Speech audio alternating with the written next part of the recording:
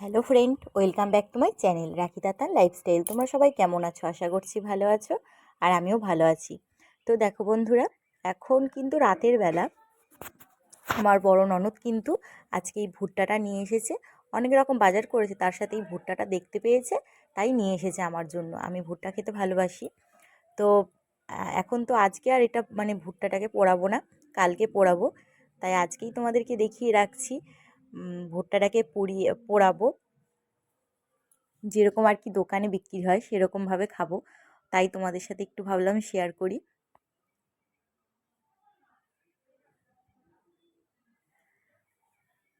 আমার না মানে এই মনে হয় ফার্স্ট টাইম আমি এরকম খোলা সমেত ভুট্টা দেখলাম, এরকম ফার্স্ট টাইম। এর আগেও দেখেছি, ওই দোকানে যখন কিনতে যেতাম, আগে দোকানে যখন খেতাম তখনও দেখতাম। মানে আজকে নিজের হাতে হাতে ধরছি, এটা বলতে পারো যে ফার্স্ট টাইম এরকম হাতে নিচ্ছি। আর ভুট্টা কিন্তু এরকম অবস্থায় দেখতে ভীষণ ভালো লাগে। তোমাদের কার কার ভালো লাগে অবশ্যই কমেন্ট করে জানিও। আর ভুট্টা পুড়িয়ে লবণ লেবু দিয়ে খেতে তো আরও ভালো লাগে।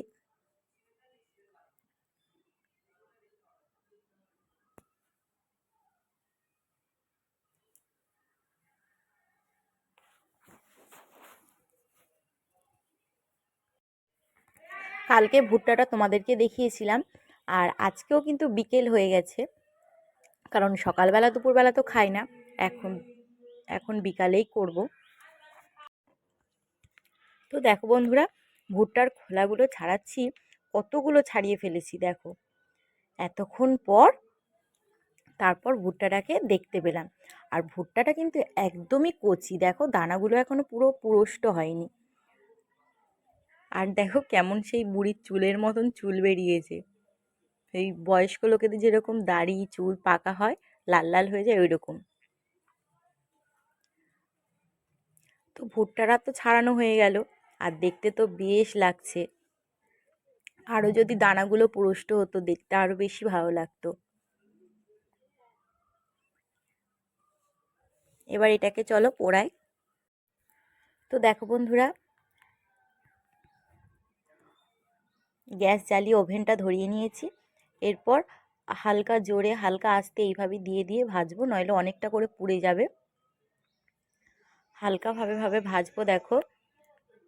আর এক হাতে ফোন ধরে এক হাতে এটা তো ধরে ঠিক করতে, মানে এক হাতে গ্যাসটাকে বাড়াতে হচ্ছে কমাতে হচ্ছে এইভাবে। তো লাস্টে আমি একটা সেই রুটি সেঁকে সেই ছাঁকনিটা নিলাম, রুটি সেঁকার। তো ওইটার উপরে বসিয়ে একবার দেখলাম যে কেমন হয়। ওটা ঠিক ভালো হচ্ছিল না, সেই জন্য আমি আবার শুধু প্লেনভাবেই মানে এমনিই গ্যাসে ধরছিলাম ভুট্টাটাকে।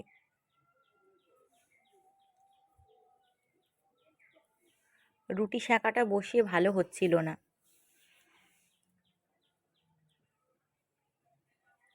হালকা হালকা দেখো কি সুন্দর পুড়ে পুড়ে যাচ্ছে।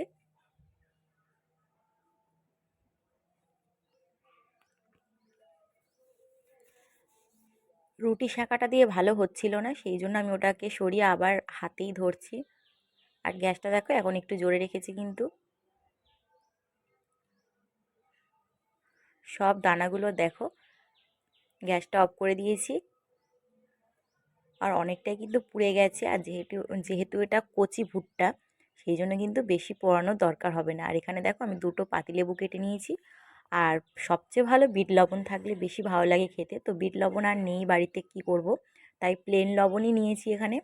আর লেবুটা লবণে চোয়াবো, আর ভুট্টার গায়ে মানে ঘষে ঘষে মাখিয়ে দেবো, তাহলে লবণ আর লেবুর রসটা একসাথে লাগবে।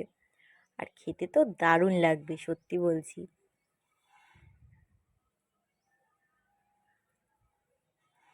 এরকম ভুট্টা গরম গরম লেবু আর লবণ দিয়ে এরকম ঘষতে হবে, আর খেতে হবে, না হলে কিন্তু ঠান্ডা হয়ে গেলে একদমই ভালো লাগে না। পুরো দোকানের মতন, সেম পুরো দোকানের মতন।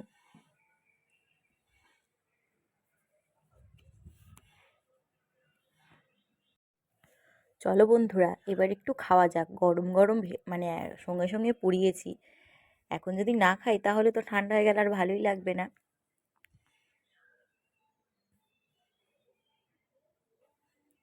আর যেহেতু মানে দানাগুলো একদম পুরো পুষ্ট হয়নি, সেই জন্য চিবাতেও কিন্তু বেশি প্রবলেম হচ্ছিল না, যেহেতু কচি কচি সেই জন্য কিন্তু চেবাতেও ভালো লাগছিল।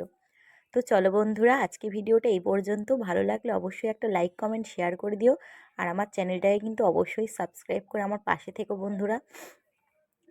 আর এখনকার মতন টাটা, দেখা হবে আবার অন্য কোনো ভিডিওতে।